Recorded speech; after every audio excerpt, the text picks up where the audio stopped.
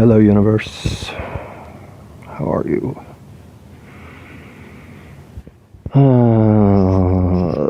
I think, therefore, I am frustrated. You know what I mean, Phoebe? Probably. I wonder about what thoughts might jump through the head of my dog, as I have with every other dog I've ever owned, because they're thinking something. They just don't communicate it through words. So, while I certainly believe my dog and I think alike, oh, does that feel good, Phoebe? That sure looks like it does. Good girl. While I don't know what she's thinking specifically, I know right now she's thinking, "Hey, more of that, bro. That doesn't have to stop. Come on, man. What am I here for except to get petted?" Okay, yeah, you deserve more. You deserve more, because you're the best. And the universe has been giving me angst because paradoxes, right? They're like, if you are trying to solve what would happen with your time machine that you just invented when you go back 80 years and kill your grandfather before anybody else could exist in your timeline, well then how the hell did you exist to build a time machine to go back and kill your grandfather, right? Simple paradox, easy one. We've all seen it in every time travel movie because nobody's resolved it. But there it sits, right? Makes you irritated that those things can exist. Unsolvable dilemmas of the human mind. I have been completely consumed by those exact issues for, well, if I want to be generous, most of my life. But if I want to be frank, certainly for the last day and a half. And it's paralyzing to be in a space where the stupid little fireworks blowing off in your brain are causing you so much consternation and existential woe that you just don't have any idea what to do with yourself. How do you operate like a particle in a world full of waveform results? Well, that is one question. You definitely do not want to have me on the panel because I have no idea. Nothing to say on that other than, yeah, how do you? How do you? I don't know. Why does it feel like the interdependency of the actions of everything doesn't just necessarily logically drive us to a point that we are all here just to fill a role? We are all here to just do our part. The fact that we get to self-evaluate that role as we go is just an unfortunate quirk in the design of this chaotic little hologram they got going. But once you get out of it and realize after death that it was all just a joke, everybody gets a big laugh, so joke's on you. I hope. Because it seems like that would be at least a moment of self-reckoning I could handle. That this had all just been one big, ha ha ha, wasn't it funny when you did that? Because you thought people would care. Yes, that was funny. It was funny. Well, I don't know. I do like to laugh. I do want to make others laugh. Maybe that's just because that's the only true break in the absurdity I'm ever granted. I don't know, that's possible. That's more possible than I'd like to admit, huh, Phoebe? But then I kept coming back around to the idea that how are we anything other than the confluence of actions and events of the past that established the exact framework in which we sit to ponder our own existence. Somebody has to create the scientific platform of basic fire, or we're all just bopping around in the rain wondering why it's so cold. Or what? Or how? I mean, it just seems like I can't answer the simplest question sometimes about being alive. And that seems so unfair. And yeah, I get that. What are all the millions of people on a day like a Sunday in this country flocking to a place of worship to say they have faith in something that has been written about by men as if it's an answer to the questions that perplex all of us to the core? Well, I certainly do not have answers. I don't even have good intuition here. Although I did just get a big old tingle.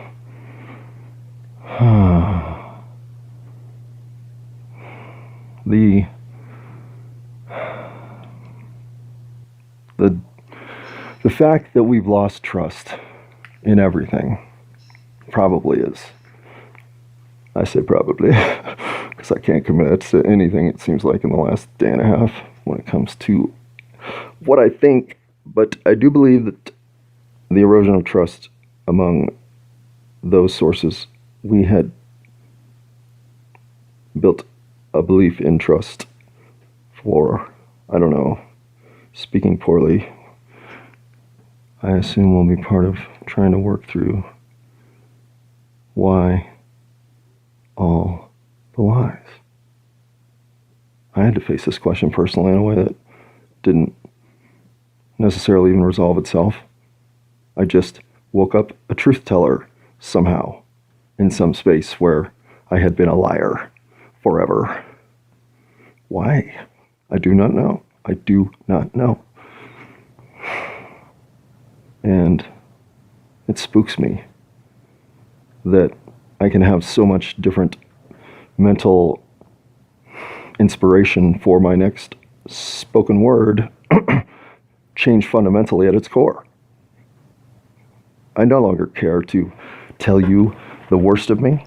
I'm here to do that because I have always lived with the shame of thinking that somehow, some way, the biggest thing I had done was performed my life so poorly that no one would even want to rewind and watch 5 minutes. There was nothing worth looking at. I was constantly living for a past I couldn't do anything about. And it made me an even more reckless potential agent of the future.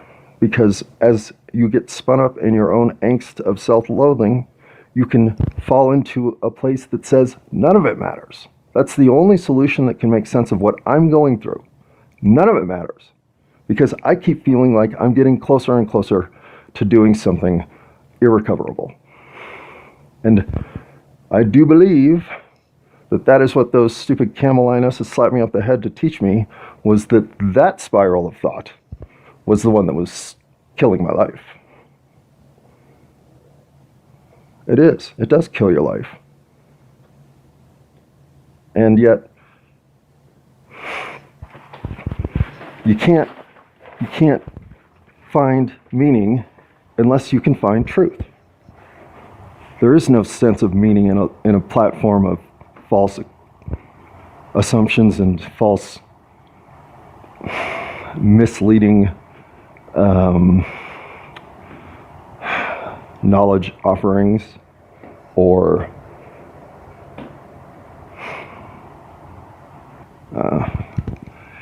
I guess when you're feeling confused, and when you can verify your confusion is at least ground in some break of truth that either you misunderstood or you were frankly misled into believing, thinking, or otherwise granting the placard of "that is what I think," well, that's one way you lose trust in yourself, in those around you, and even the ability for the universe to resolve in a knowable fashion.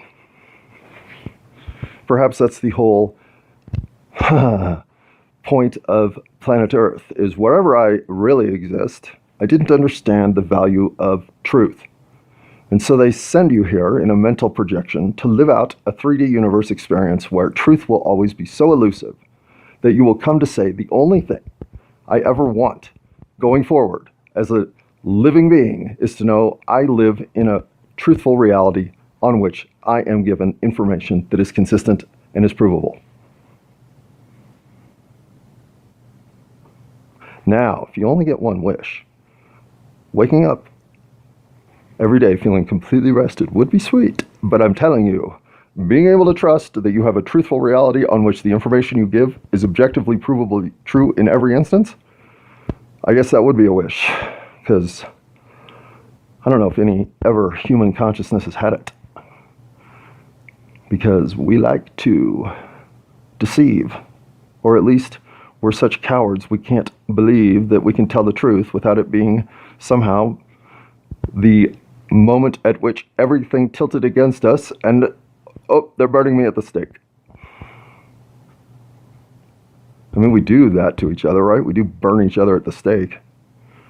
There's a good reason to be afraid of humans as a human. Because really, while I might get struck by lightning on a golf course, I have a much better chance of being stoned to death by my fellow humans. History shows me that.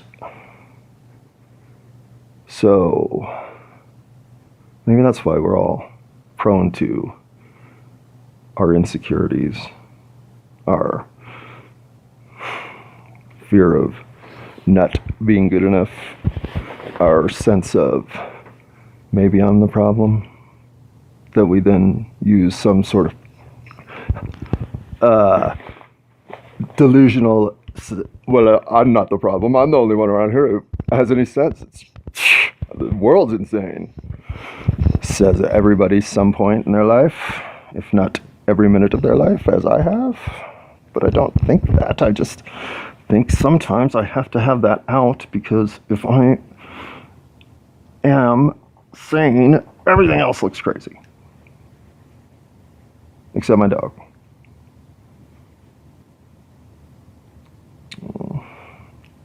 This shouldn't be so hard, right? Shouldn't.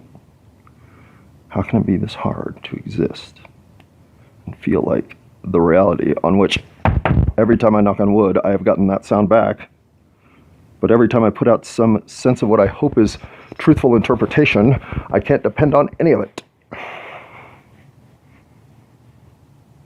Why is reality so elusive? Well, when I tell you it's all my fault, obviously this is number one. When you think you are so much more valuable in the world, or in reality as it exists, that the little deceptive nodes of occurring some delusional reality in your favor. Oh, I didn't do that. Oh, I did not eat the last cookie. I have no idea who did. Who would have done it? Phoebe eats cookies. I'd blame her. Whenever you throw a little shade where the sun was shining, well, doesn't that mean that someone else has to, in some orientation, pick up on that shade? Or your actions have absolutely no influence on the universe whatsoever, right? It's one or the other. Either you're putting energy into the universe that says, we now have this problem because something here doesn't jive, or who cares? Say whatever you want. I'm a unicorn with a pink umbrella stuck up my butthole. Probably. In some other universal reality. Because If what we are doing as the agents of a 3D universe that looks like we're impacting everything to the point that I'm now speaking into a microphone as if I'm talking to the entire living organisms of reality and I'm the voice of God, if we have enabled my delusions to get to that point by the physical reality that I'm experiencing, here I am, well then, every other conceivable way that I could be here doing what I'm doing, well, it had to have been on the table. It just ended up here. But they were all possible because what else is imagination but the residue of all these universes that could have existed but didn't? Maybe. I don't know. I'll have to listen to that one again to even see if it makes enough grammatical sense to be interpreted as something that you could then say, no, that was dumb. But until I re-listen to that, that's just one more little bit of, I don't know what's going on. I have no idea.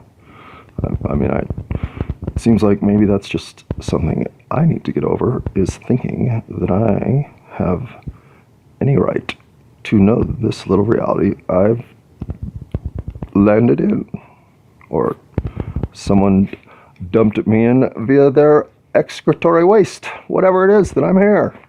I'm willing to admit I'm a giant piece of turd, just swimming in a bowl full of nonsense. But it seems like when I go try to say that that's just how chaotic the world is, it's not that the world's chaotic, it's that we are, us, humans, human beings, thinking human beings are what? We're too insecure to have the truth. We're too mentally simple to do anything but live in paradox and illusion. We're too manipulated by those better than us to know that we're even this silly little fish swimming in this bowl with this turd. I'm the turd, you guys are the fish, obviously. In that twisty little pretzel that you can get into that says, oh yeah, I guess it is all lizard people just running people up here and making them all act like complete dicks. Because why else are you acting like such dicks? You people who want to start wars so you can sell more guns to both sides and watch them kill each other? I mean, how is that not a lizard person mindset? I mean, okay, I understand how all of us can end up just saying, oh yeah, that looks like a good thing, let's take that, and pretty soon you're, what, Nicolas Cage selling arms in the Middle East? Maybe. But do you not ever have a reckoning, a sense of, why am I doing this? What am I doing? I seem to be bringing evil into the world? Does that not happen? Do you not? I haven't gotten through all of it, but I have told you the 3 worst things that I consider. 4, if you want to count poor Judge Dredd, who I have said her name incorrectly once, and I do not know how to erase it, so sorry about that. And listen, Judge Dredd was a terribly unfair nickname for you. I've regretted it since I gave it to you, so in the attempt in my life to always do better, I will find a much better representation in the lore of comics for you. And Dazzler was the first thing that came to mind, because you do look like Dazzler. But I'm going to say no to that one, because that felt like cheap misogyny on the wing. So, give me some time to find the right one. And I promise to come through with better than Judge Dredd. Having derailed into a conversation with my fantasy ex-girlfriend who will never, ever, ever, ever, ever care about what I just said, I just put a little bit of energy into the universe that I care. Does that matter? I don't know, maybe. I hope it doesn't not matter, or certainly don't want it to be a negative. But how do I know? How do I know? How do I know I didn't just ignite a little, one of those tinnitus episodes for her, wherever she is in the universe, going, in my ear, what is this, someone start a microwave or something? Maybe I did that. I don't know. Maybe I did. Because I don't know a lot of stuff. I don't know. I don't know why we haven't solved gravity when that's the theory that seems to make so much sense, but nobody can prove that it exists. Yeah. So then, people get into concepts of density, and all of a sudden spheres become flat and nobody knows what the fuck to think.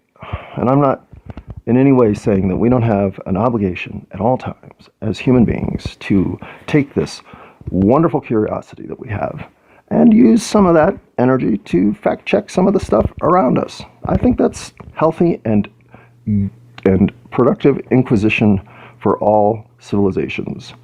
They should have the sort of intact, impenetrable fortress of reasoning and knowledge on which anybody who wants to come knock on that door is invited in with enthusiasm to have fun playing around with everything we know to be true.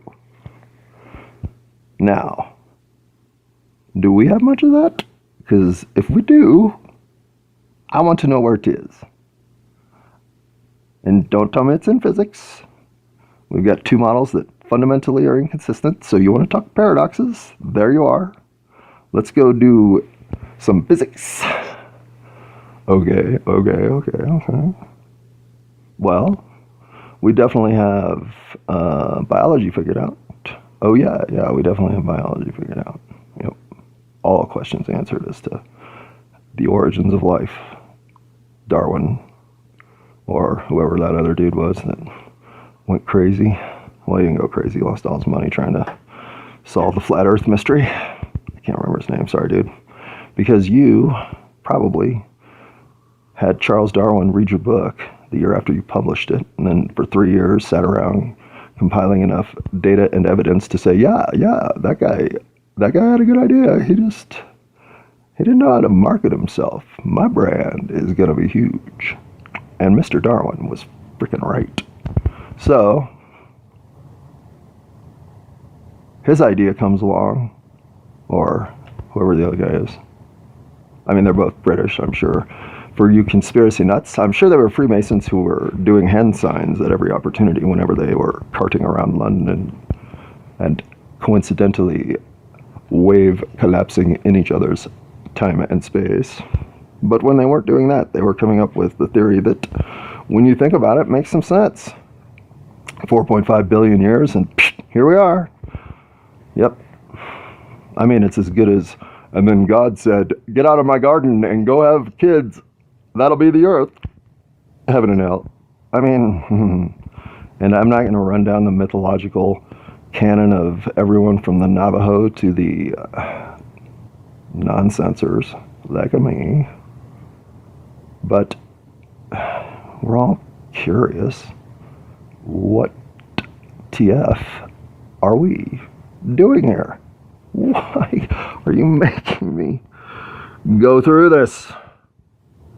If not for something of value, having endured it. Well, there is no value, right? I mean, there isn't. This very moment, my house could be swallowed in a sinkhole of doom that I never speak another word of or have a conscious second thought after. Could happen. I mean, I'm not in Florida, so it's not really going to happen likely like it is there or wherever. But any minute can be the last one you have. We're all crystal clear on that one. So if I am just a coincidental chance of, well, I didn't die today, so tomorrow I will give it another try. Well, that's not very fun. And yet, I guess that's kind of about the best summary for what I've been up to. Well, at least for 6 years, 7 years, 8 years, if not all of my life, wondering, what was today about? Did I do anything that gave me any reason to think this is worth it? Nope. Oh, well, I'll try again tomorrow. I don't mean to be down. I'm not even really down. I'm just muddled because I have no real clarity other than my own sense that truth matters and that I want to have other people feel like they don't have to be burdened by shame, fear, guilt, or being misunderstood. So, as a dude with a dog and not much else going on, I didn't have a whole lot of ways to think I could get this pony show on the road. And I'm not pretending that I've got anything figured out, but I know that I finally feel capable of something, of enabling a better world. Even if it's just cleaning up the messes I made. I need to enable a better world in a way that I've never felt motivated or even drawn toward. And now, if I disappear into a rabbit hole of thoughty-two nonsense for too long, I start thinking, wait a second, you got shit to do besides figure out whether or not there are aliens out there that we can't perceive. Because of course there are. We don't perceive a lot of stuff. I can only imagine whatever is living outside of my perception is definitely not interested in this little note card that I've got. So, rather than share it with the fantasy creatures in my life, like aliens, I'm going to share it with my fellow humans. Because I meant to do this last time. I meant to get through all my errors and corrections, but got sidetracked in a conversation I didn't even recognize after listening to it another time. But I guess that was the universe's opportunity to possess my body and throw those words into my life. So I'm sure I need to hear them again. But having messed up doing my review on the 50th episode, I also claimed that that was going to be the 51st episode, which it wasn't. So somewhere I was just in discombobulated mode. But here we are, episode 51. I have now had an intro that I'm not even going to go look at my phone to find out how long I've rambled for not very good reasons. And instead start working off some of the angst of the mistakes I made in episodes 40 through 49. And I even threw one that two if you count. All right, let's get on with it. All right, how can you say that you have described a situation in which you have been accurate, that you were in the right, and yet doing something about it would be wrong? I have to admit, this one I finally think I can answer. Because I do know in my life that for the most part, when it comes down to he said, she said, whatever, that I might be able to stand here over on the fine line of, well, it wasn't illegal or whatever, but was I wrong? Oh yeah, come on. You know, like I don't have a problem in any way saying that that didn't feel good. I think I might have been the reason that didn't feel good. So here I am, faced with a situation in which I'm literally, in some ways, it's like, okay, this is definitely proof of the Sims. Because somebody wanted to see how I would act if these dice were thrown. Because I've never experienced dice landing like that. They were spinning on their corners, both of them, forever. Like I was in Inception 2. And so I still do not think I could even have different thoughts, reactions, or actions in that moment. And yes, I do feel I have a very viable stance on which to say, hey, well, that wasn't fair. Yes, in that instance, I do believe I have the absolute foundational stance to take there if I want it. So why am I not taking it? Because, one, I do feel like I have some self-loathing still in me that says I don't deserve to take it. Because, if anything, I certainly know what it's like now to be victimized more than I ever did when I was throwing collateral victims into whatever pile of I do not give a shit about you that happened to be my way. of the day. No more rhyming, okay? So then, this is my chance to prove I'm a different person. No. This is my opportunity to realize that I've always had the right notions. I just have always been kind of a prick about standing firm on those notions when they were there to be judged. I am not someone who battles out my grievances through the structure of corporate employment, unless I will be doing so to ensure the next round of people in my predicament do not go through it. That I owe you. But I do not want to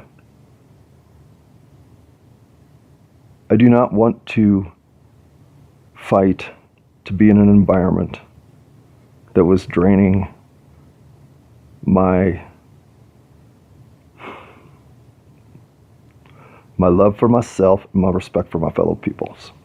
Now, I think everyone working in America today is under some pressure that makes the workplace a place where none of us can be ourselves. Not 100%. Maybe Russell Brand, but nobody else. I don't know. Okay, that might have been too big a paintbrush to use, but I am not regretting that I've got all these people I forgot about. No, I can't even think of another one. And Russell Brand, I don't know. The guy seems pretty hip and with it. So leaving him out of my online influencers was dumb because, dude, I dig your show a lot. But other than giving him a compliment, which I have owed him many, I don't know that I don't even see pressure on his face from a workplace that, okay, must be designed to give us some moments of pressure, right? It's work. That's why we call it work. Yeah. But then why did we invent something that we have to do to maintain our existences that pulls us out of who we really are? Huh? That's the existential crisis that I did not want to have by doing something other than what I know is right. Getting up, walking out, expecting better of myself and better situations in which to exist. I'm tingling like a mofo right now because I understand that maybe for the first time ever is me standing up behind the shield of beliefs that I have built that I now trust to protect me from silly, dumb situations that I could get into and derail me. No derailment. None. Thus, I understand this is a time to do something better. Simple. But doing something to extend that which was already proven to me to be so abrasive that it turned into a scenario that had me walk out the door? Well, why would I go fight to be more of that? No. The world's going to throw me some monkey wrenches that I won't understand, but I'm certainly not going to let them derail me anymore. That's the kind of stuff that used to send me to the casinos to lose $2-3 grand. Not today. I don't have $2 or $3 grand. Because if I did, well, I might go. No, I wouldn't go to the casino. I wouldn't. I would go to my mom and say, take this money before I go to a casino with it. Well, there's a lot better chance I would do that than go to a casino. I'll say that. Okay, moving on. But no, not really moving on. Let me just say, I do fear gambling.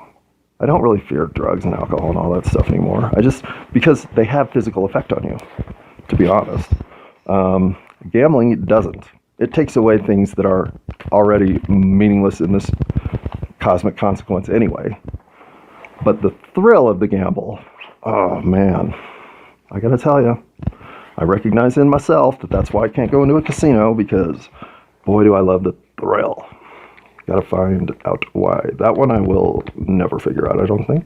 But I will enjoy all my adrenaline-fueled pursuits of it, as well as my sitting on the couch thinking about it. But moving on to something more. Let's think of something else here. What does that even say? First, more to follow. Something first, more to follow. Yes. Oh, Oh, yeah. Okay. So, um, I couldn't get everything. I honestly, I know I wander, obviously. Hello. But I didn't know that I had so many things in my childhood that I hadn't really assembled yet. The reason I couldn't get through it all is because as I started to process what I wanted to include, I was overwhelmed. Now, that speaks well for having something to actually talk about for a year, sort of, because I didn't take notes on it or anything, so I'm sure I'll forget half of what I thought I should talk about. But the other half, which will stimulate another half and another half, and pretty soon it's like, well, I'm only halfway to the door, but I do eventually get there. Well, that paradox seems to resolve itself, because the more of this I do, as evidenced by this silly long piece of note that I've got to get through, the more of this that I do, the more reward it's giving me. I don't know why. I really don't. But I can feel it. I can feel myself getting mentally more clear. I can feel myself getting more comfortable with where I want to emphasize my next round of influence on the world. I am a more organized presence in my head and in my reality, my physical. I should work out a little more. I'll say that, but if this is a simulation, I believe I was shut in by unusually cold weather for 2 months for a reason. Because this has been useful for me, big time.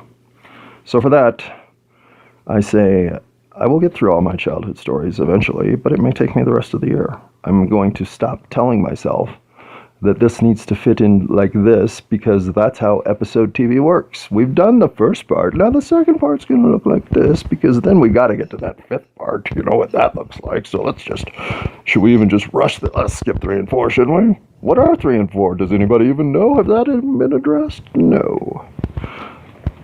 That will just lead me to being disappointed that I did it that way because it will have broken me doing it another way somehow that would have been better that I didn't think of because I said this is the only way to do it. Well, I don't know what the way to do this is. I don't have a top 10 list that's coming out every Friday, and I certainly am not going to ever tell you how to do it your way. Is my way your way? Never. No. Now, I may want to ask you how you do this. Like, what's your thought on the easiest way to fall asleep when you're full of, oh my God, what is going on? How do you handle those nights? Now that is something on which I may find information gathering of use. Because who would lie to me about that? Well, I mean the CIA, but they will lie to you about everything. How do we drop the bad paradigms if we're immersed in them? Like I can write that down and we're going to fix it. I don't know. Help me out. Because the next line at least says, look for connections. I might as well just drop that piece of paper. Look for connections. That's all I do. Look, okay. I am kind, I am understanding, I am forgiving, I'm all those things first.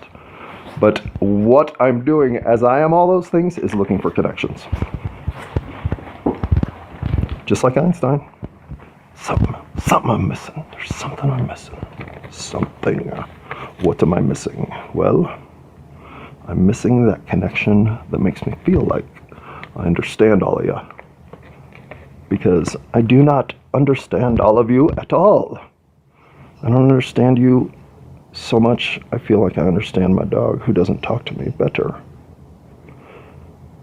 And while we're on dogs, I cannot overlook, this is my hero episode, and as a dude who has had fits of self-evaluation leading to consternation, leading to thoughts of, wouldn't it be better if this was just one big, long annihilation? Time is relative. Maybe this is the explosion finally completing the devastation of the end of humanity that was all started. Well, let's not get into that. But say, can we all agree to 1,500? No? Okay, 150,000? No? Well, I'm going to shoot it at, it doesn't matter. Because I feel about as connected to the rest of you as I do to all those people who built whatever they did down there in South America that we haven't dug up. They're like aliens to me. So are you anymore. So is everybody. I don't get anything anymore. I don't get people's motivations. I don't get why anybody would give up on the 9-year-old dog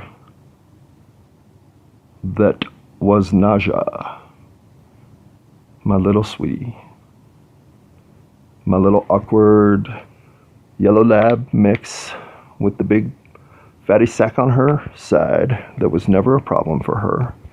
Poor Phoebe here has way more issues dealing with growths on her body than Naja ever did. But that 9-year-old dog sitting in the pound on the day I thought, I really need not to cry here. I do miss Naja, but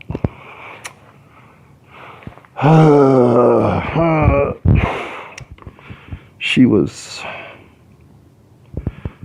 there on a day I needed a new best friend.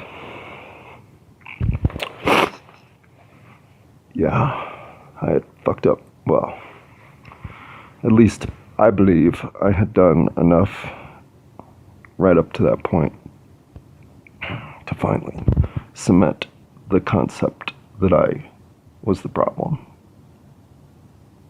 But I still thought I think I could work that out.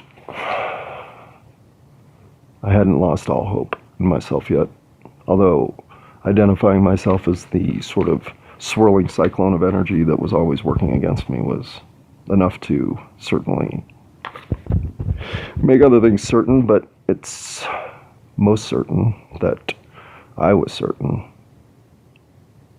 I needed help. And when I need help, well, for whatever reason, dogs have always been there to offer, at least in some shape or form, some slow down guy. Your head can go too fast sometimes, and that doesn't have to be. So, as I walked around the pound thinking, man, there is just not much to pick from. Maybe I should think about whether or not I even want to see any of these Charlie Brown Christmas trees. I thought, well,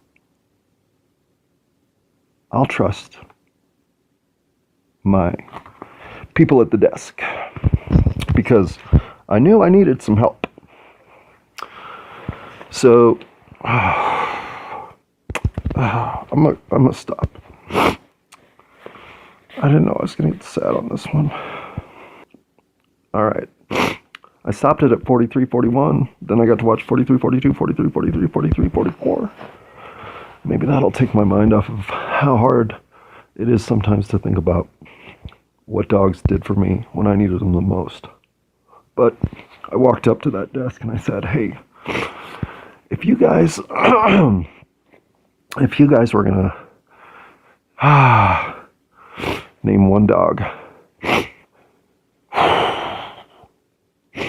who deserves not to be put down, but is probably going to, well, who would you pick?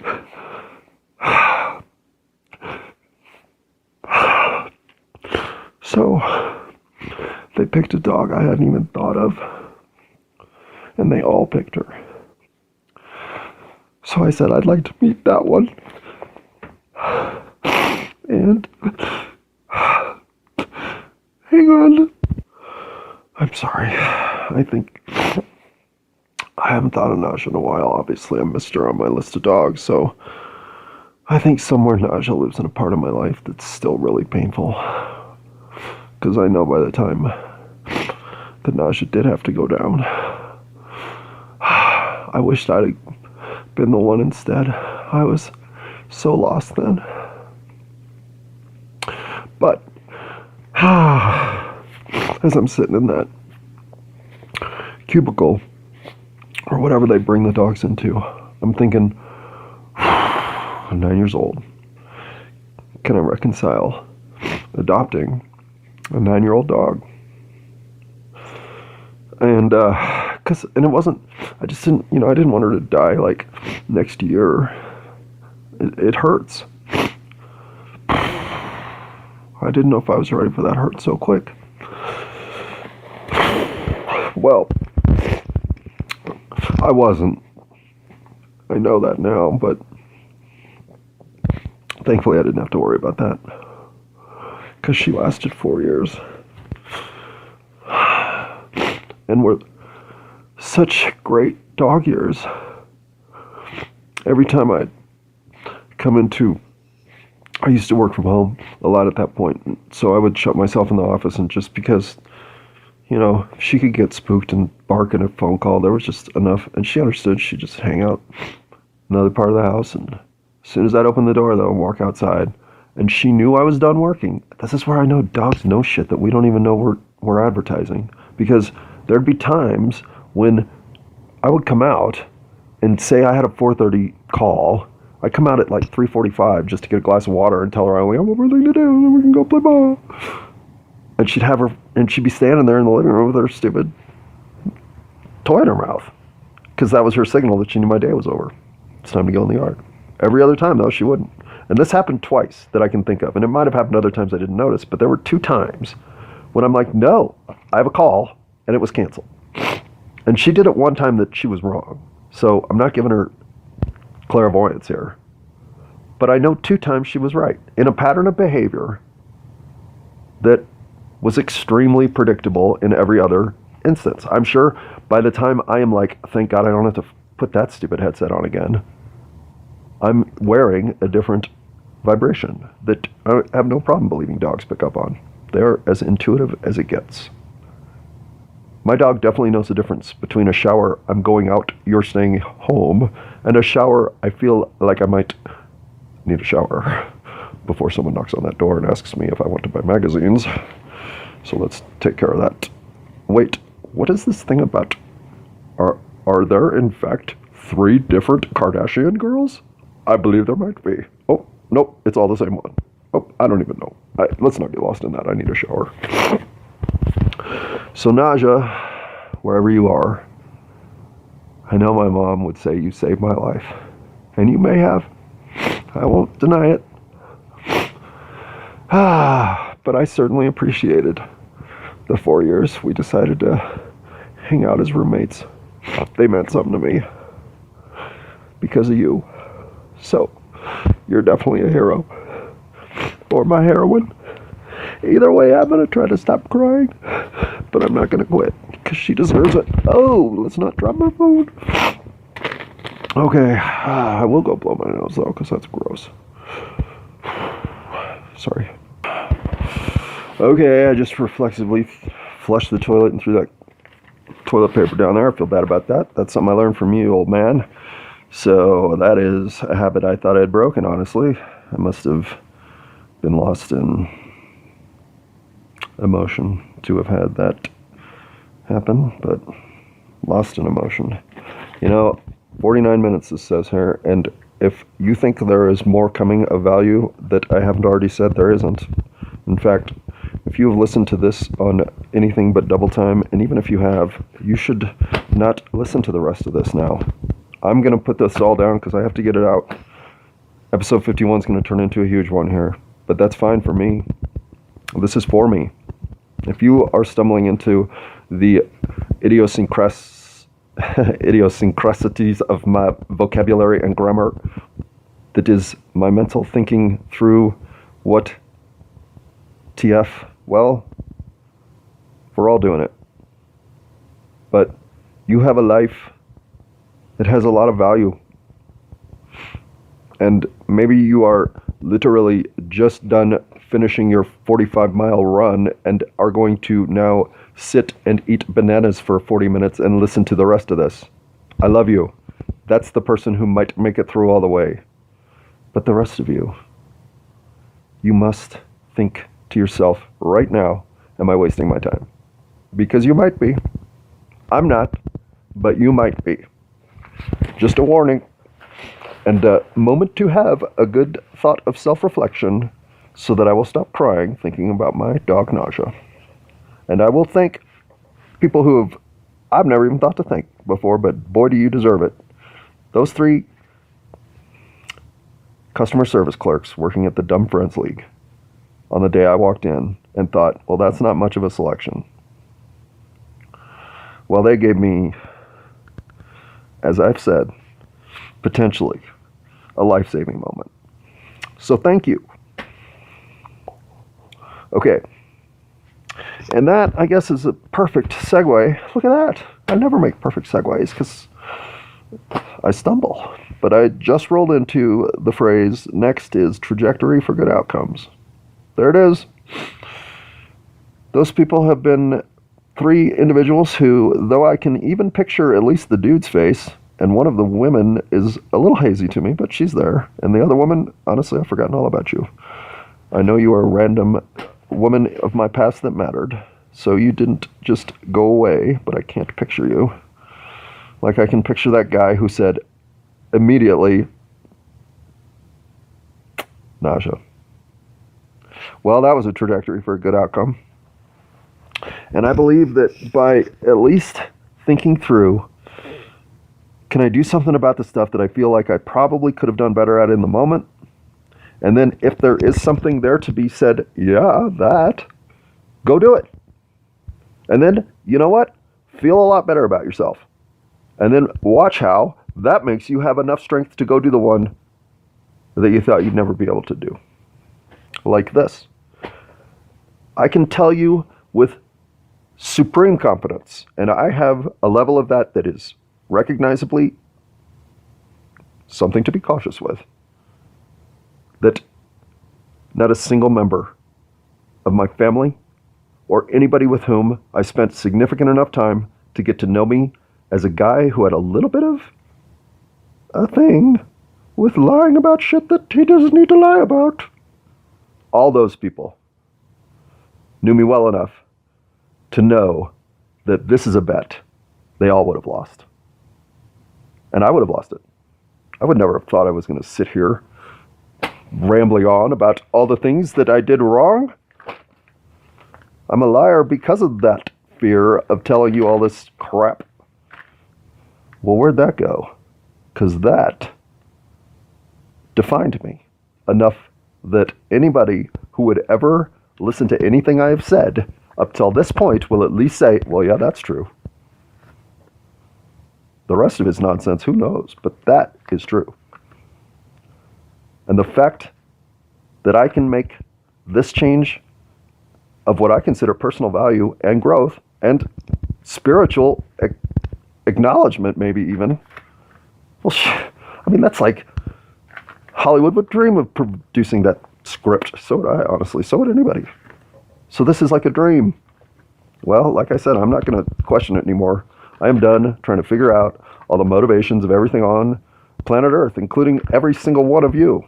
But I'm going to at least tell you why it was always so much of a, what's that knot? That one that Alexander the Great smashed up?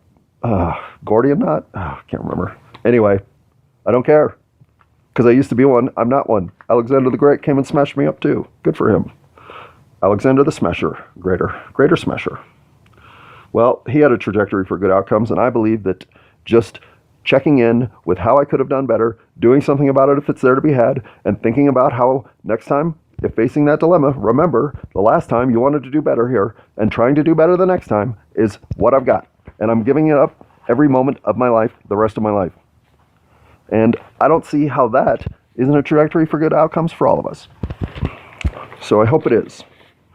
Because for once in my life, I feel like if I just stay true to believing in that and the other little simple stuff I've got going right, I can continually build bigger and bigger realms of existence that matter. We'll see if I'm right. Okay. Well, and that pretty much explains why the next line, recording my errors and omissions, is important. It is. If I don't go back and listen to what I've said, I can't find the inconsistencies that might resonate and leave me thinking, yeah, what do I think about that?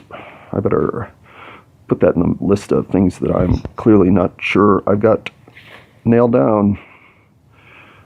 But I do have nailed down that this is about, ultimately, two things.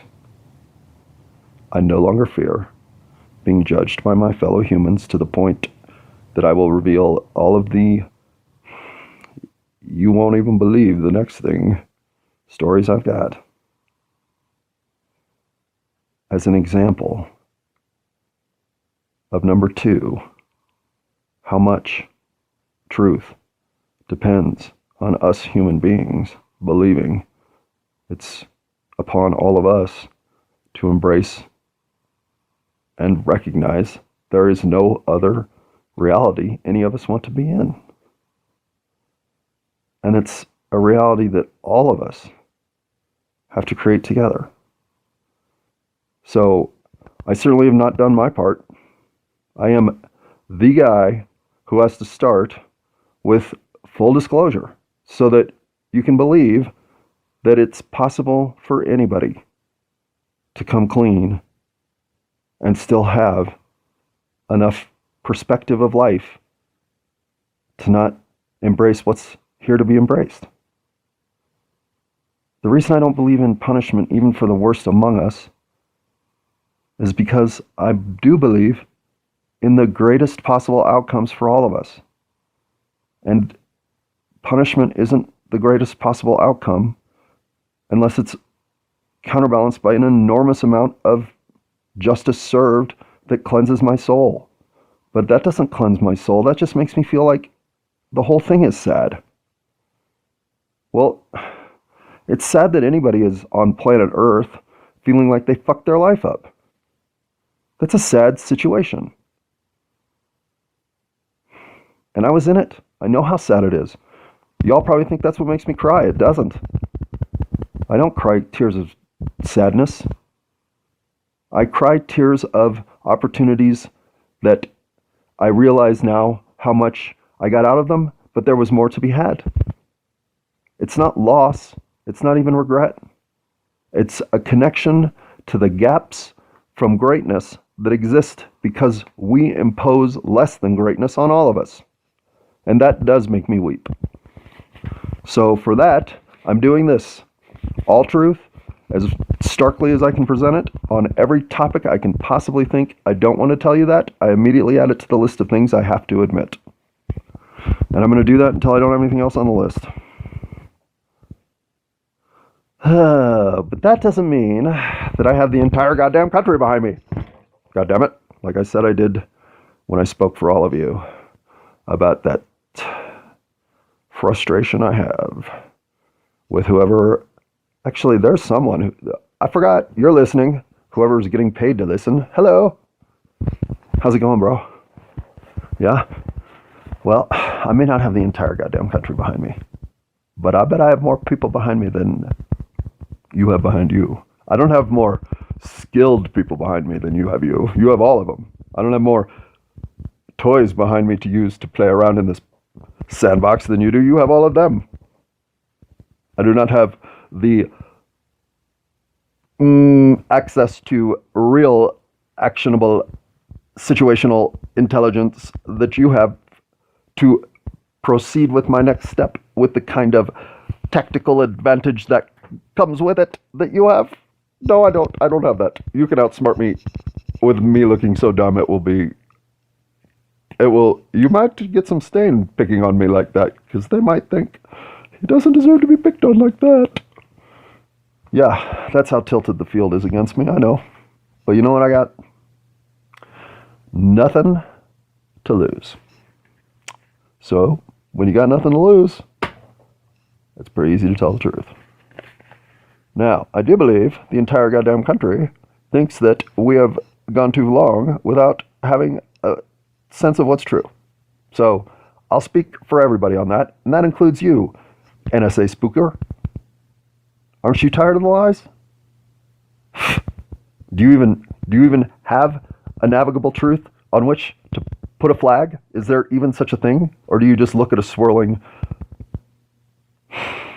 landscape of outthinking and outmaneuvering with every breath you take? Because I don't even think that is fair. I don't think you could have chosen to be in such a clandestine scenario on many other infinite Earths. I do believe that living in such shadow and secrecy, that it becomes the literal definition of your life. I don't know that that's available anywhere but here on Earth, but you can certainly get that on Earth. You can even get that without asking for it.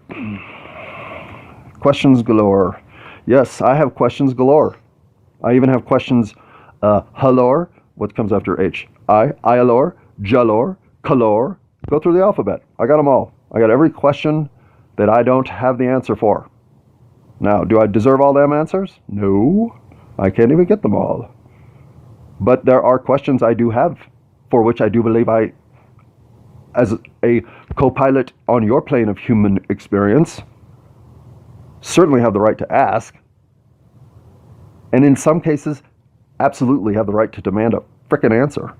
So the demonization of questions stops for me forever, right now. Ask me your dumbest question. See if you can out-dumb the dumbest question I already have answered, because I'm going to answer them all. I am not here to not have time to help us all determine that when we say, does anybody have any more questions? We can all say, no, I'm actually good. I can go play volleyball now. Everybody done? Yeah. Volleyball! Well, until then, I got questions.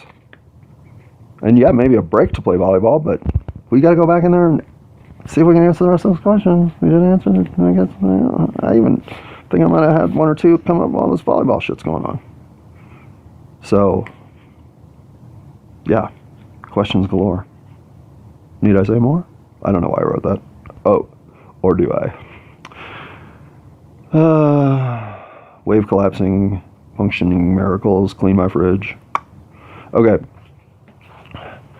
I do think there is a level at which I am regretting my entire presentation of the double slit experiment and the implications therein. I will not speak of it anymore because I need to let go of it or do something about it. So this is me letting go of it. I find that material fascinating. I hope to encourage a spark of questions galore in anybody who doesn't have it regarding that material. It is the cutting edge of physical matter and consciousness meeting in a way that evidentiary experiments are revealing. It is, I think, about the best thing a human being should be thinking about, or how that's going to resolve and why it exists. But I did not give you anything other than a clumsy stumble down the stairs approach to saying, have you noticed this stuff? That's what I was trying to do. And the reason I have to forgive myself here and move on is because I don't intend to stop there. I intend to learn how to do that in a much more I didn't screw that up way. That one, I should have had a better intuition about bringing a succinct and accessible, yet data mistake-free, guaranteed, reviewed presentation so as not to misinform at all. And I didn't take that obligation seriously enough. For that, I apologize. I will learn, and the next time I ever talk about what we have learned because of these results surprising us, well, I will know that I'm giving you nothing but curiosity to go pursue further yourself. I do not mean to offer answers. I mean to explore the best questions that I have left and admit to all the reasons I was so busy doing shots that I didn't get it done yet. So I do feel like I see the motion of influence in a way I've never seen it before. I've always been looking for, I think, the pencil point result rather than the swirly line that everything seems to live in. If you feel like data is starting to let you down, be swirlier with your lines. Go find weirdness, and don't be ashamed to find weirdness that feels good. And I'm not speaking kink or any of that. I'm saying if you happen to have always thought you loved woven fabric, maybe you should learn how a loom works. Wherever your interests sit, why are you not just chasing them down with enthusiasm always anyway? That's one way to get out of the pencil-driven, finite reality of answers by data that Google Analytics ultimately can't give you. Maybe that's just a trail that should have a sign that says, feel free to walk down this path, but you have to be back in an hour because people get lost down there. And being this available to what I feel like I see influence does make me see, especially my parents, but the whole world differently. And I will say that in what I consider to be not a game of me versus you, it has never been that. But I had a moment for the first time in my life last night with my father that made me think, come on, man, you can do better. I've never, ever had that thought. But we all can do better, even my dad.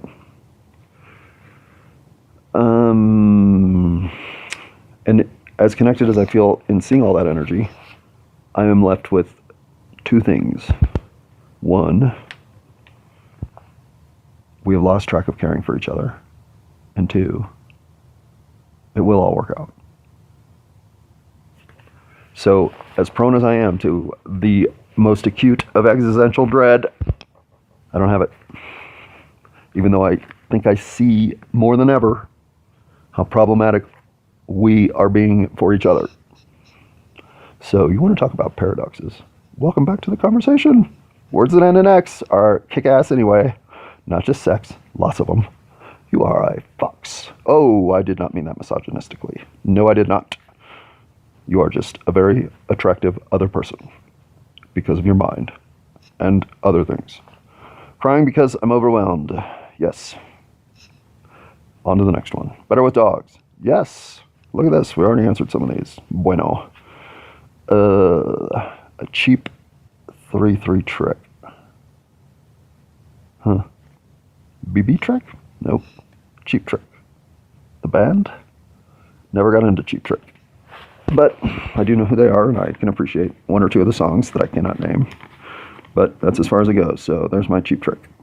Audio, what the fuck? Oh, yeah, audio, what the... Oh, I'm sorry. I am really... I don't know if there's anybody who thinks less of my effort when it comes to the audio quality of what I do.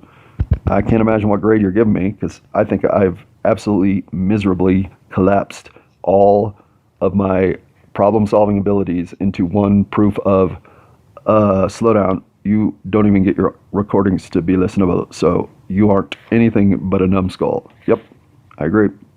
Definitely working on that, but currently in a position of resource deficiency. My options are more my method than my actual equipment of execution. But I am working on it. Hopefully this one's better. Yeah, hopefully, because it's now into hour number 2, I would imagine. Sometimes whitey does not make sense to me. As a white dude, I don't know that that's a good thing to say. But it is definitely a thought I have so much that if I don't at least address it, then I'm ignoring it. I will definitely dive into this more, but this is maybe the one linchpin I ever had that made me know that we think things because we're trained to think them, told to think them, and then come to think we believe them. I always knew that nobody was better than anybody else. So whenever the universe wanted to vibrate and tell me differently, even when it was in my favor, I felt it because I knew it was wrong. And that doesn't mean I stood up every time I knew I was being given advantage and said, "Don't worry, officer, I will not barf on your shoes because you are being whitey on whitey." But I can look back on my life and know that it is one of the many things I was lucky enough to be born with the skin color with the least friction that comes with it, because they all come with friction except this one. So if you don't think I'm guilty about that, how could I not be? And I see all these comments saying, "I wasn't around for that shit." No, you weren't. So you're not morally accountable to a direct action of taking another's life based on their skin color in a reckless way and mishandling it. But you're absolutely a victim of being ignorant of that circumstance supporting you unjustly, unless you recognize that that is unjust. Now, sliding scales on this one to me don't matter. There is either I treat everyone with the sort of respect that means I'm enabling their greatness as much as they enable mine, or I don't. And if for any reason you can look at somebody and determine where they stand on the how much do I have to offer and get back from this person scale because of what you see, well, then you're the person I want to poke your eyes out. Because maybe your other senses aren't broken, but clearly that one is. Okay, that's enough ranting about that. Because the next word does say rants and unexpected breakdowns. Well, I guess I'm prone to both. That's the residue of working stuff out. When I don't rant or break down, I suppose that will be, as the Buddha said, enlightenment? Nirvana? Who knows? Sorry, Buddha. Here I am quoting you, misquoting you. Probably quoting the Bhagavad Gita or one of those other words I can't say right. But I do know that that's still the right intuition. Get all the rants, get all the breakdowns out of your life, and I bet what's left is the life worth living. Okay. I will address the girls word because I didn't know it was so much a part of my vocabulary now, and I know why it is. This one, when I thought about it for 2 minutes, I came to the conclusion that I definitely know why it is. Because I'll tell you what the word girls has always meant to me. Girls are what you look back on thinking you're not sexually attracted to that age. And I hate to say it, but I think I have to lump everybody pretty much 35 and under squarely in that category now. Not that you're not still the physical specimens of all time that are on the planet, because you are, but having certainly spent way more time dedicated to that vector of influence, well, I still certainly believe we want to look and feel as healthy as possible. But I also thoroughly believe that our bodies look at their healthiest at the ages under 35, and that starts to dwindle at least somewhere there in every year thereafter. And yet, in all that, the one saving condition I didn't know I was going to cash in is now I am free to separate my sense of how I look from how I feel, or how I'm thinking, or how I'm existing, because I do not care. I do not, if you saw me right now, you'd think, again, there might need to be some professional intervention. My pants Yeah. These should get washed. But I don't care. I mean, is this my proudest moment if you were to knock on the door and say, I have these magazines to offer subscriptions to? No. But if I show up in a tuxedo to receive that same conversation, what changes? Zilch. And all of my life, I thought, please don't catch me wearing dirty pants in a tuxedo moment. How embarrassing will that be? Or God forbid, I dress up in a tuxedo and come to this toga party where nobody's even wearing clothes. How did I do this? Why do I always misread the invitations of life that say casual tuxedos required? Yeah, I don't know. I don't know why I break up poorly. I don't know why I cry during Simpsons episodes. I don't know why I cannot forgive the sense of I deserve to know the answers to my own reality. I won't give up on that. Is that unfair? Maybe. But it feels like a fight I'm finally winning here at 52, which is why I do not want to spend a night with a 24-year-old talking about how fucking awesome it's going to be when this happens. Yeah, it is. But much like that Mayan calendar, your ring and influential sphere of life and mine, though they can overlap and still integrate, they do not coordinate for elevation between us. The circumstance in which that could occur is not infinitesimally small enough not to exist, but it's infinitesimally small. And so I don't want to not think about something like the recognition of people who are doing menial work, that they're doing it well. That's important to me. More important, I promise you, than any distraction I may get for a package based on something other than fulfilling something better in my life. When you're broken, and you know it, well, one thing that helps you think you're not broken is to have somebody else tell you, oh, but I like you, or I love you, or I want to spend the rest of my life with you. And ultimately, I would have to say, are you fucking crazy?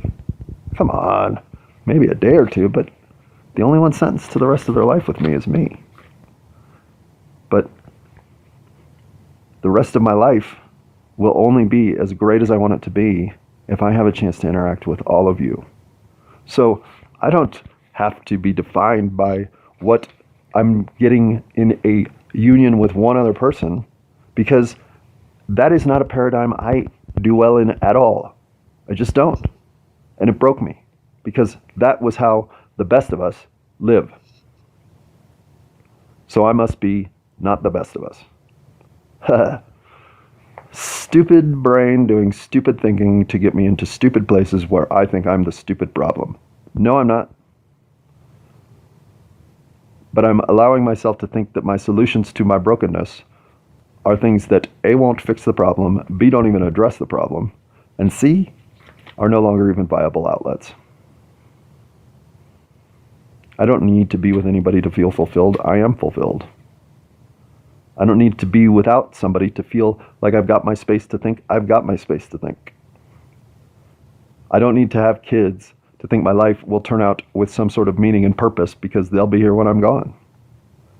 There will be plenty of humans here when I'm gone. My life will have meaning and purpose because all of what I do is leaving an impression and a fingerprint that the rest of humanity will integrate. Just like you. And if nothing can get me out the door thinking I owe the world a good impression of what I can give it today, the best that I can give it today, that does.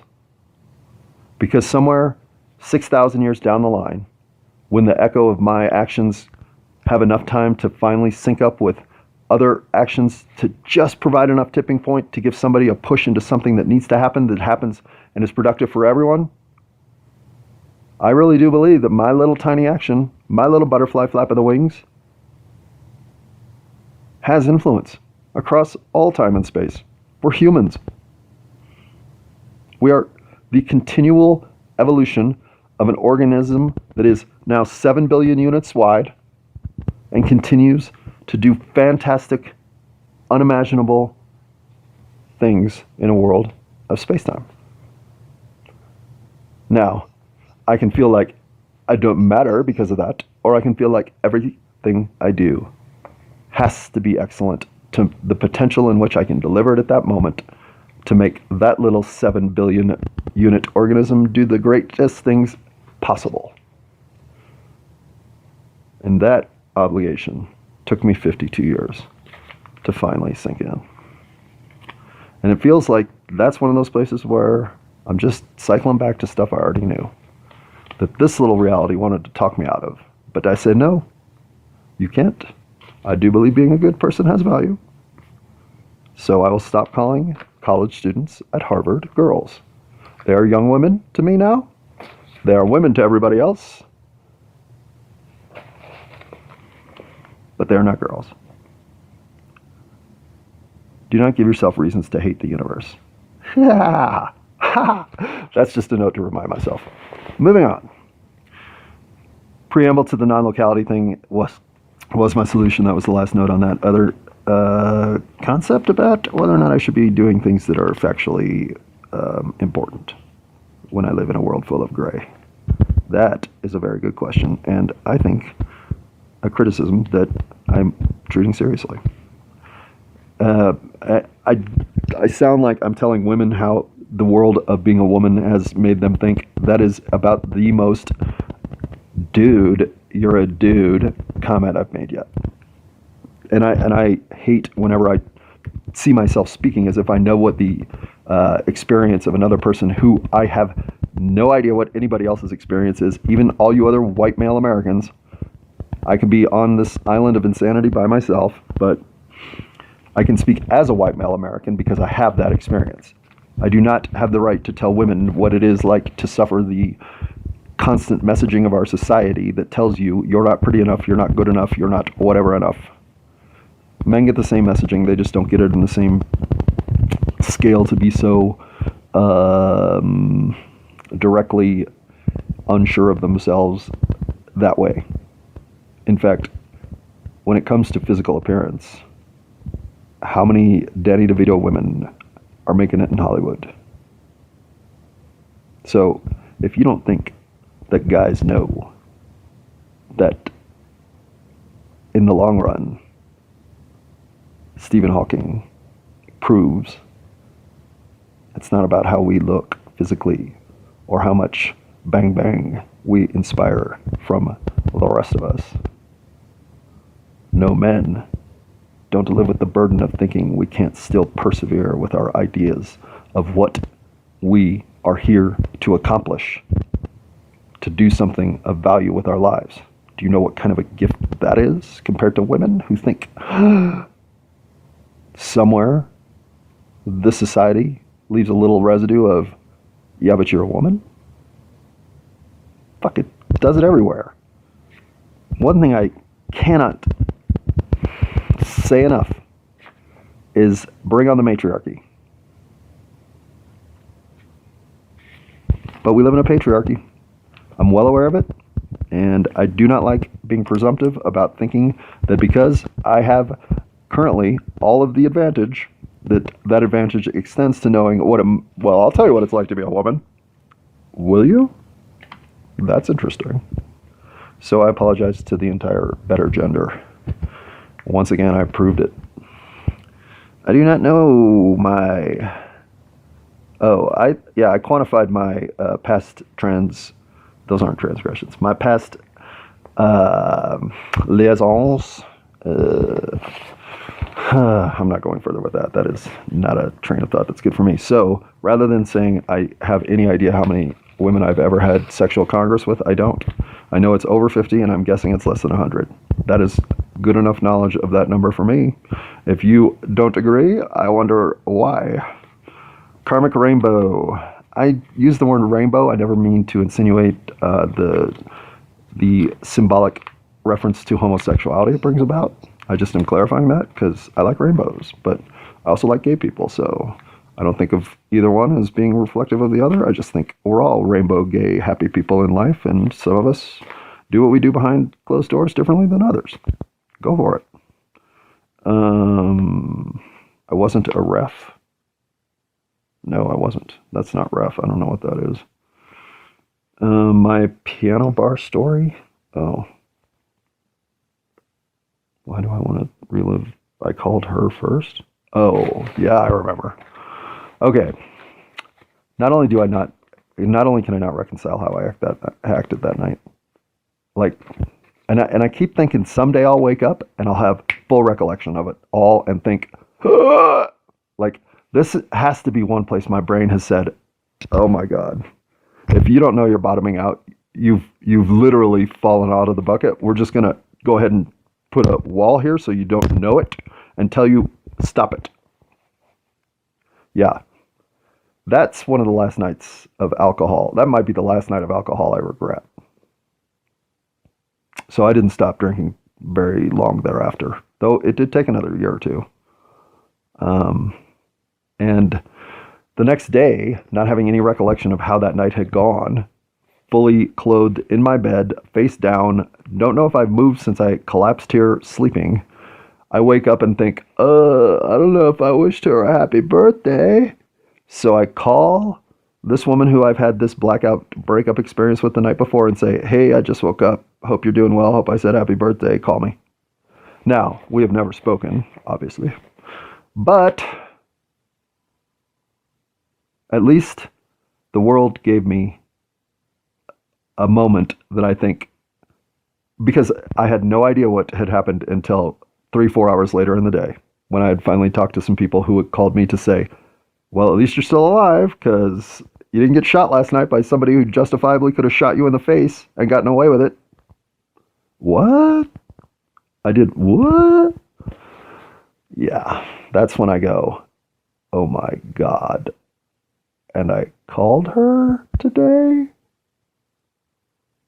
Okay. So is it fair of me to say I regret the additional pain I've put into a scenario that until then I had no idea what pain I had caused already? Well, I mean, paradoxes in your own life are not fun, but these are the little ledges I would be standing on when I had to ask myself, can I fundamentally find anything about me that says I still give a shit to make things go better? Well, yeah. Yeah, something like that, actually.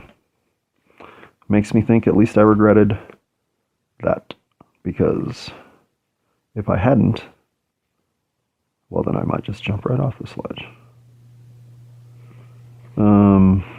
I don't need to talk about that. I've already talked about it once. I don't need to talk about that because we already covered it here. I do feel like for the first time in my life I'm on a recovery trajectory. I feel like I'm maybe 4 degrees on that arc, but I'm there. And because I see this arc of accelerating upward momentum, I expect that I'm sitting in a place where in some future reflective space and time opportunity, I will look back and say, look at the progress we have made since then.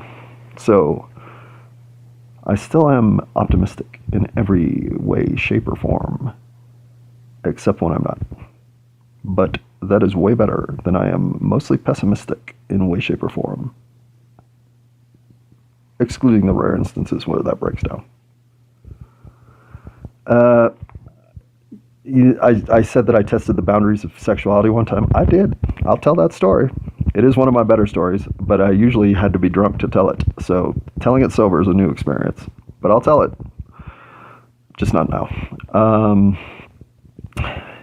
If you feel broken, go fix yourself. All right, that's going to sound harsh, but I want you to know that ultimately, that's the truth. Your life is totally up to you. Now, do you have all kinds of variables to test to decide how it might be broken that you feel like you need to go fix it? Yes. So what? Start with the ones that are giving you the most. I don't know if I'm being myself here. Start right there. If you find out you're not, you've gone 0.1 degree yourself on that arc of enabling the best possible outcomes for yourself. If you're broken, go fix yourself. There's no other answers. That's the whole plan. That gets rid of pain, pain, pain. No, no, no. WMA. White male American who has pain, pain, pain. No, no, no. I don't know what any of that is, so we're skipping that. Not breaking up. Oh, I've never broken up with somebody in Boston. I said that I had. Days we have nobody other than ourselves. Yeah.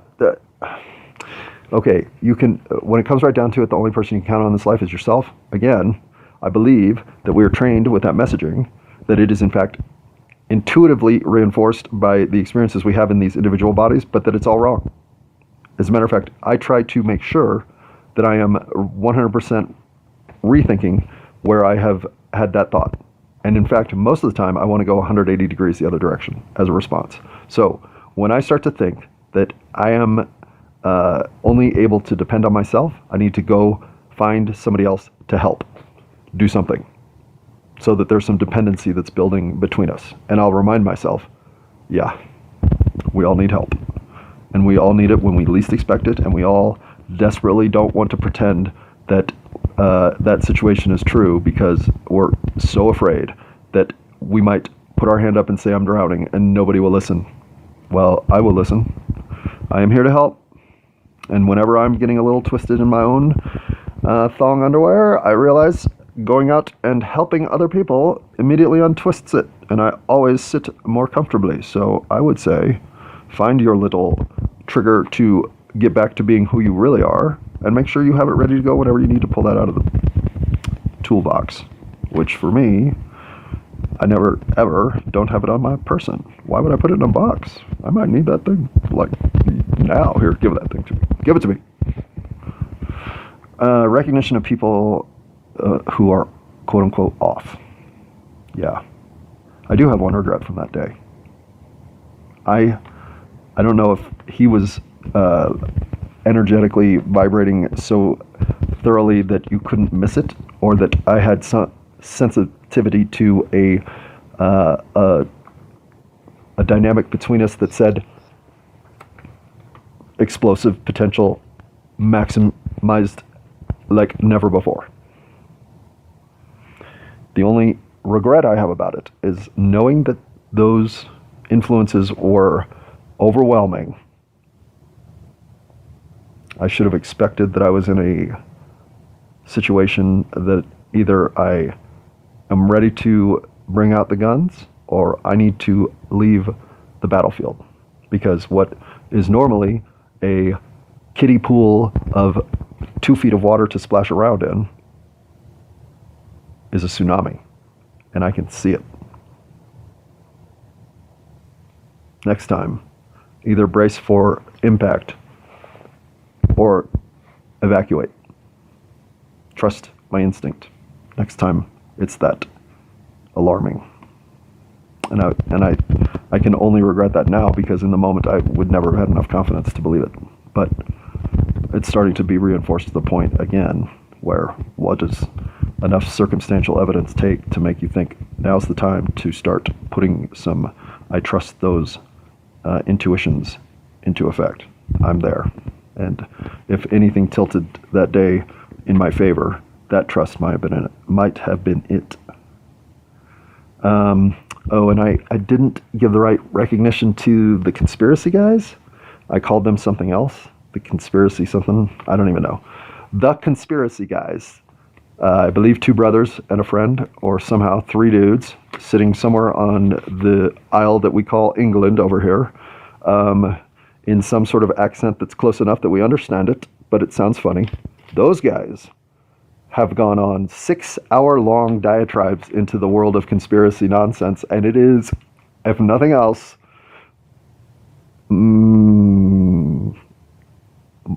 very listenable compared to this.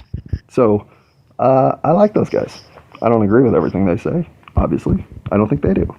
But I definitely could have a beer with those guys. Those guys and the critical drinker on a conversation about current culture would be, that is a day I could have more than once.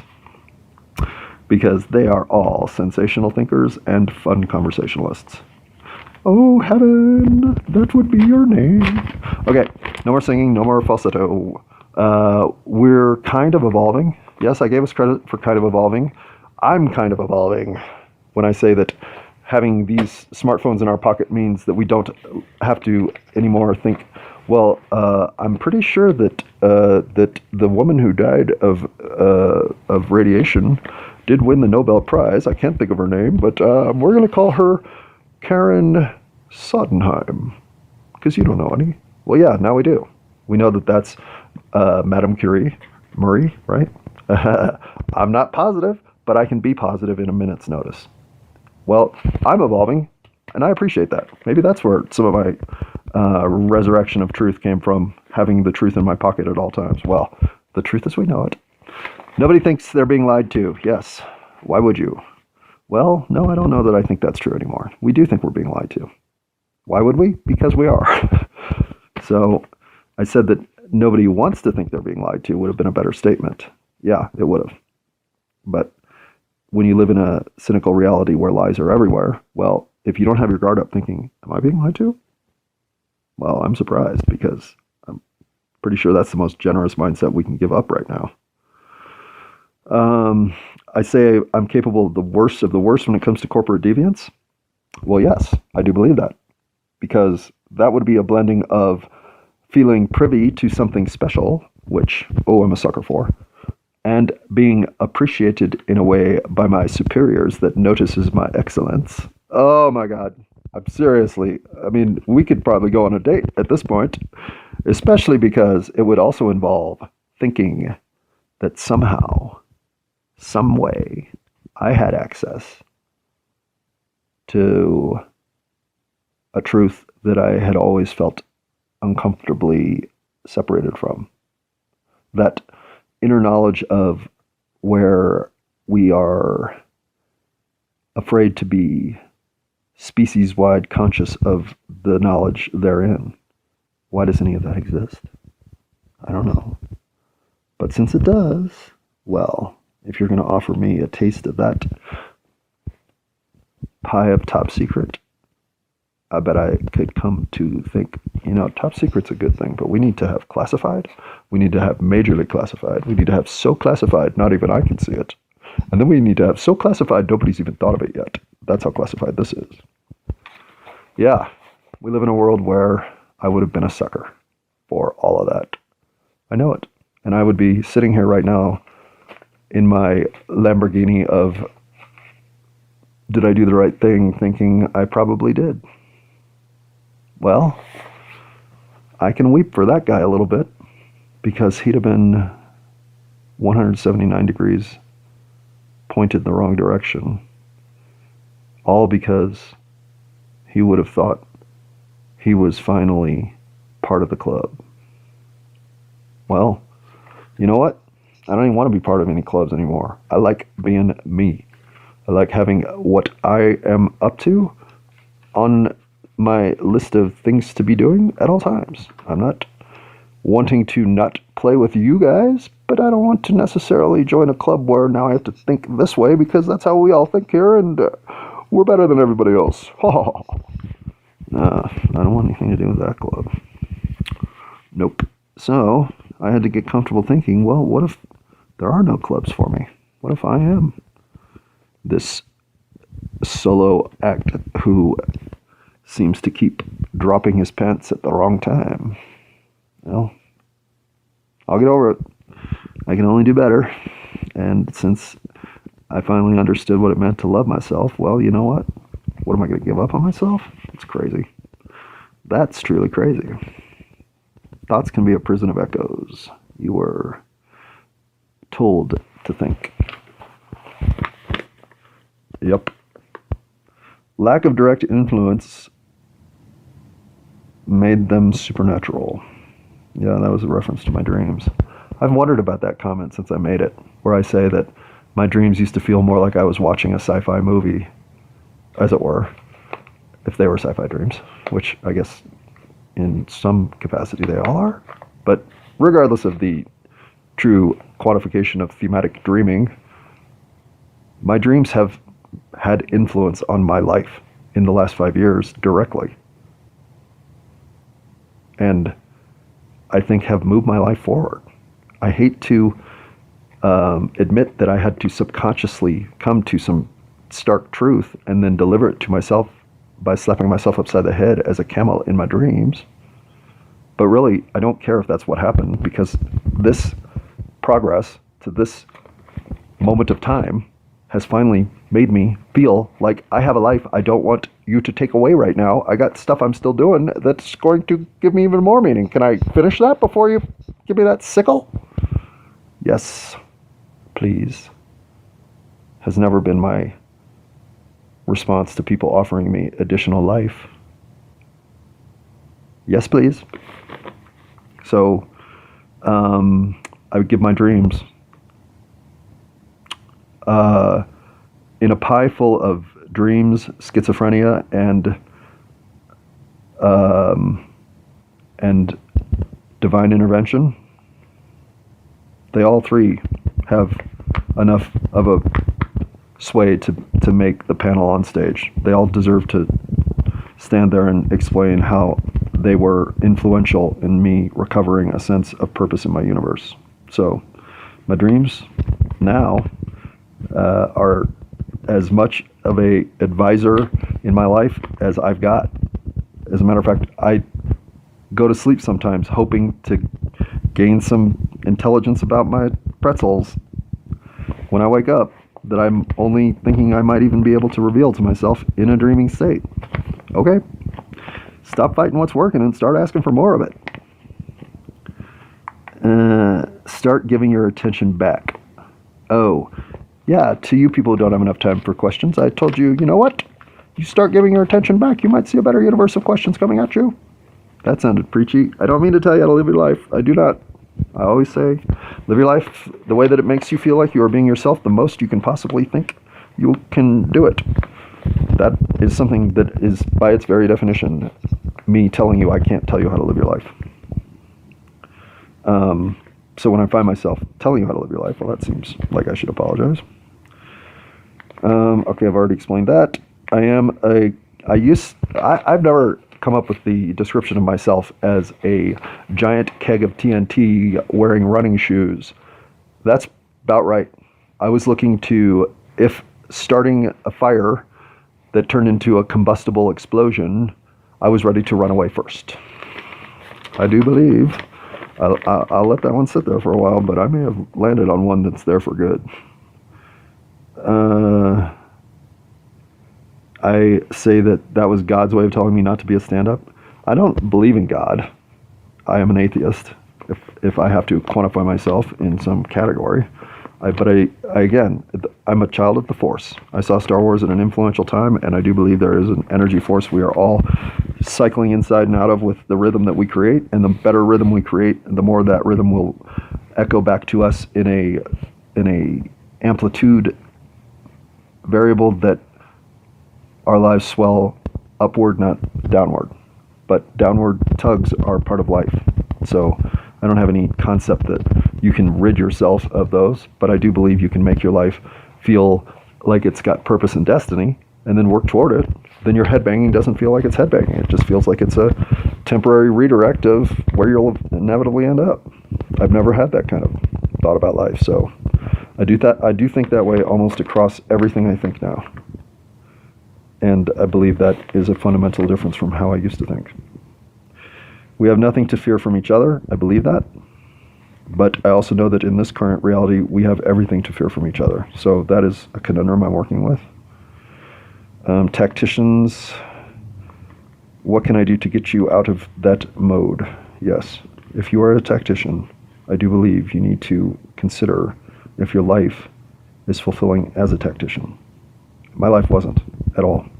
Now, do I want to leave my tactical sensibilities behind? No. No, I use them 98% of the time, but there's 2% now that is all mystery, wonder, and faith. And that 2% brought meaning to my life.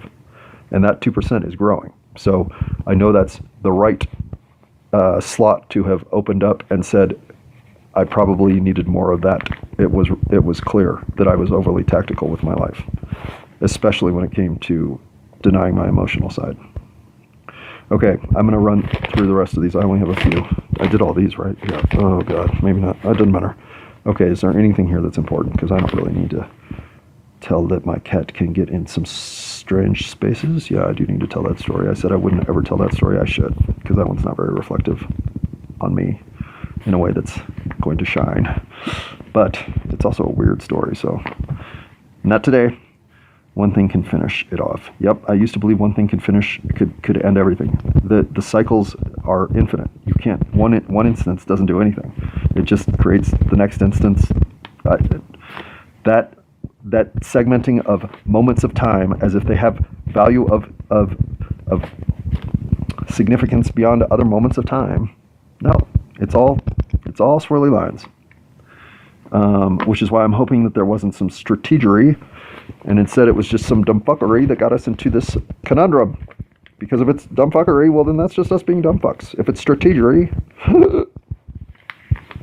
that's a whole nother ball of waxy, what? Camel hair?